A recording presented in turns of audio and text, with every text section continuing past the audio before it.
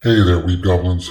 This is the Goblin King. It's Thursday, and that means that tonight is another anime review. It's another older one from last season. There are a couple from this season that I really want to review, but I want to wait till they're done so that I can watch them all at once and give you my breakdown of the entire season, arc, or series. Whatever it happens to be.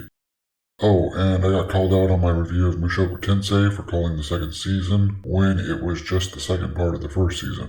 My bad. My apologies if that confused anyone. So yeah, I'm going to review at least a couple from this season, but I'm going to wait to review them the way I did with Demon Slayer. Hopefully you all understand.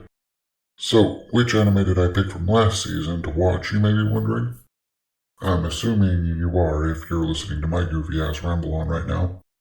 Well, to me, last season was a bit slim on the pickings.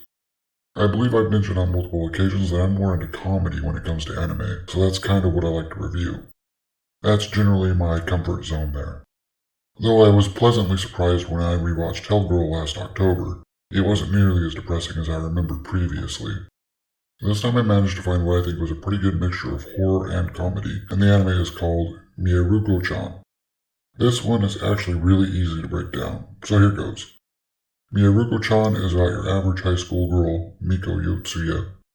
One fateful evening, after getting caught in the rain and taking shelter under a bus stop, poor Miko discovers that she can suddenly see the horrific ghosts which pretty much infest the city where she lives.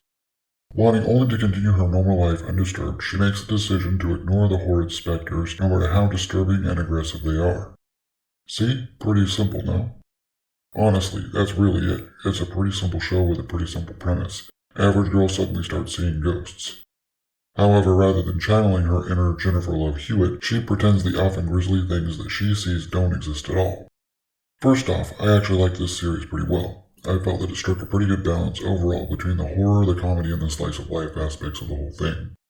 The comedy was actually pretty understated and subtle, stemming mostly from situation and dialogue, as opposed to the more normal over-the-top antics and slapstick aspects of most comedic anime that I've seen. It honestly put me into mind of Ghostbusters, the original one. There wasn't a whole lot of slapstick comedy there either. The comedic aspects of Ghostbusters, like Mieruko-chan, came from the characters' personalities and the abnormal situations, which is also where a lot of the horror came from as well, which I think is a pretty good spot to segue into the characters themselves. Miko is very much an average girl, an average person. She suddenly starts seeing all this horrific shit, and for real, with one notable exception, every single ghost in this show is absolutely gruesome. Most of them are human only in general form, and quite a few of them don't even have that going for them. Basically, all of them are very much monstrous in one way or another. So Miko basically decides, fuck that noise, and continues trying to live her best life, as the kids are saying these days. Of course, that's easier said than done when she's literally seeing ghosts everywhere she goes. Whether that's school, walking about town, and hanging out with her friends, or even in her own home. It's everything she can do not to react to their presence and give away that she can actually see them. And of course she starts seeing more and more and more as time goes on. Hell, I had to hand it to her in the very first episode too. That one really showed off how quick-witted and mostly unflappable she actually is. She wasn't remotely expecting to see her first ghost, and obviously reacted the very first time as anyone would, with horror. But she actually managed to think on her feet and play it off well enough to convince the horror that had appeared, basically right in her face, that she couldn't actually see it. This ordinary young girl had balls the size of cassava melons, which is what I like in a woman. The other thing I really liked about this anime itself was that it really was convincing in the way they portrayed not just Miko but all of the characters really. They were all really convincing as just ordinary, for the most part, girls. Probably the best character in this show, though, hands down, is Hana, Miko's best friend. Hana is a cheerful, bubbly sort of girl that just makes you smile. She absolutely loves to eat. For real, the girl is literally like a hobbit, right down to second breakfast. There's a running joke for the first few episodes that all the calories that Hana eats go to a very obvious place, we'll say. However, we learn a few episodes in where all that food she eats actually goes.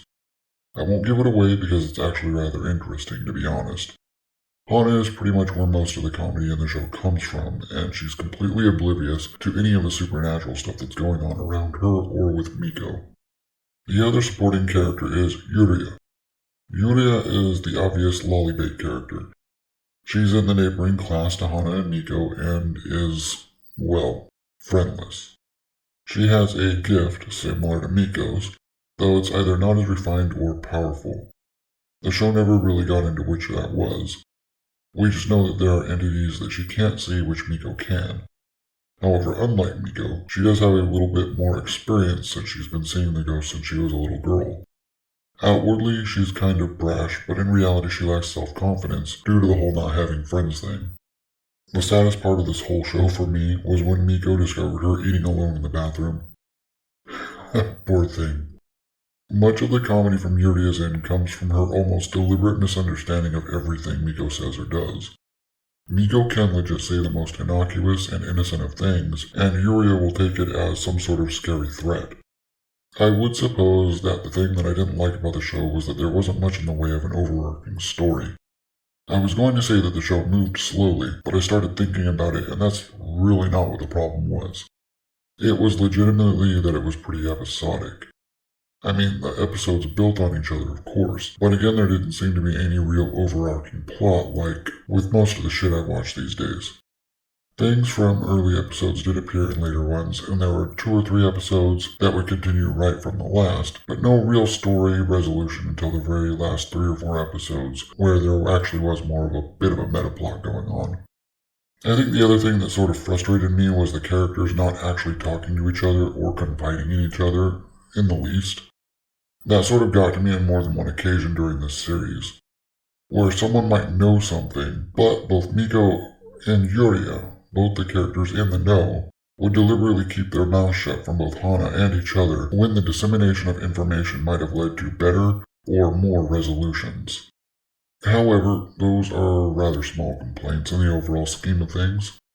Also, the artwork looked really familiar to me. I'm not sure in what other series I've seen character designs like these before, but I do feel like I have. All that being said, I definitely recommend giving this one a try. It's pretty funny given the subject matter. The artwork is really beautiful, the comedy, while understated, is very good, and the horror is done very well and pairs nicely with the more understated comedy. Now that, I do believe, is all I have for you on this one, Goblins. Let me know what you thought in the handy section down below, if available. I appreciate you. I'll talk to you all tomorrow for the final pop culture news segment of the week. See you then. Late.